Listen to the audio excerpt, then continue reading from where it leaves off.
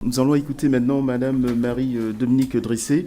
Oui, je m'associe à vous en tant que vice-présidente de l'Eurométropole de Strasbourg en charge des solidarités et particulièrement de l'aspect réglementaire, mais parfois volontariste aussi, sur la question de l'intégration. Moi, je suis Eurométropole. L'Eurométropole, c'est une collectivité qui rassemble 33 communes sur le territoire environnant dans laquelle se trouve la ville de Strasbourg. L'Eurométropole, c'est 500 000 habitants. La ville de Strasbourg, c'est 300 000 habitants. Alors moi j'ai envie de dire qu'il y a deux dates qui ont marqué particulièrement le territoire, localement, ville et EMS. C'est tout bêtement les premiers jalons d'une prise en considération justement du handicap dans les politiques publiques. C'était en 1990, la première charte ville handicap. C'est resté un cadre de référence pendant 20 ans. La deuxième date, c'est l'arrivée du tram. L'arrivée du tram a posé tout à fait différemment la question de la mobilité et des déplacements dans l'espace public à l'échelle de la métropole. Alors quand la loi 2005-2015 pour l'égalité des chances, la participation et la citoyenneté des personnes handicapées est arrivée, suivi ensuite la mise en place des ADAP, on s'est dit « Ah, tout le pays va se mettre à regarder différemment le handicap ». Non, le handicap n'est pas une charge, c'est une chance, j'ai envie de dire. Et les mesures vont concerner l'ensemble des personnes et il pose surtout la question de l'émancipation, de l'autonomie, de l'égalité des personnes.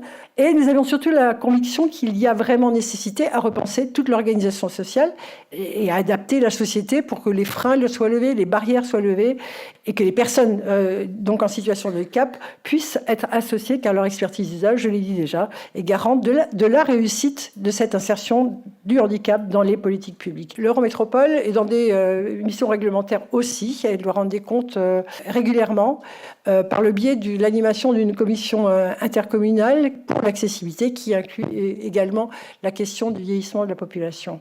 C'est moi qui la préside. Mais dans cette commission, ce sont toutes les communes qui sont représentées. Les maires sont invités à participer. Alors, les élus, donc, sont présents. Les agents des communes, des représentants associatifs, des représentants d'usagers, de la voirie, des transports, des bailleurs sociaux, etc. Sa mission réglementaire première est de dresser le constat d'état, d'accessibilité régulièrement, au niveau du cadre bâti existant, de la voirie, des espaces publics, des transports. Et c'est un outil qui nous permet de travailler à la co-construction finalement d'une ville où il est aisé de se déplacer, de vivre. Donc cette commission contribue ainsi à la vitalité de la ville et même à celle de tous les habitants et de l'accès à leurs droits.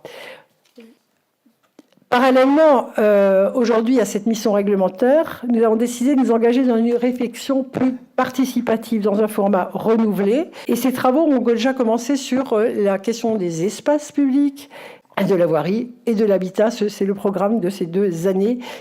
Peut-être la grande nouveauté ces dernières années, depuis 2016, c'est d'avoir engagé en partenariat avec la CEA aussi toute une dynamique d'accompagnement des bailleurs sociaux pour produire différentes formes d'habitat inclusif avec un projet de vie sociale partagé ou des habitats mixtes concernant les personnes handicapées, les personnes âgées ou intergénérationnelles, enfin formes d'habitat qui ouvrent de nouvelles perspectives. Et on a pu ainsi aussi favoriser des habitats spécifiques autour du handicap physique ou psychique, vraiment en associant bailleurs, associations. Je pense par exemple aux Amis de l'Arc, je pense au studio de l'Arasque.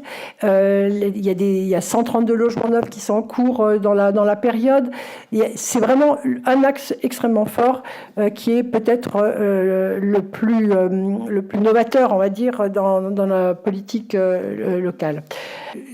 Cette journée y contribuera, sans nul doute, avec la diversité de ces intervenants, autant dans leur mission que dans leur discipline. Je vous remercie.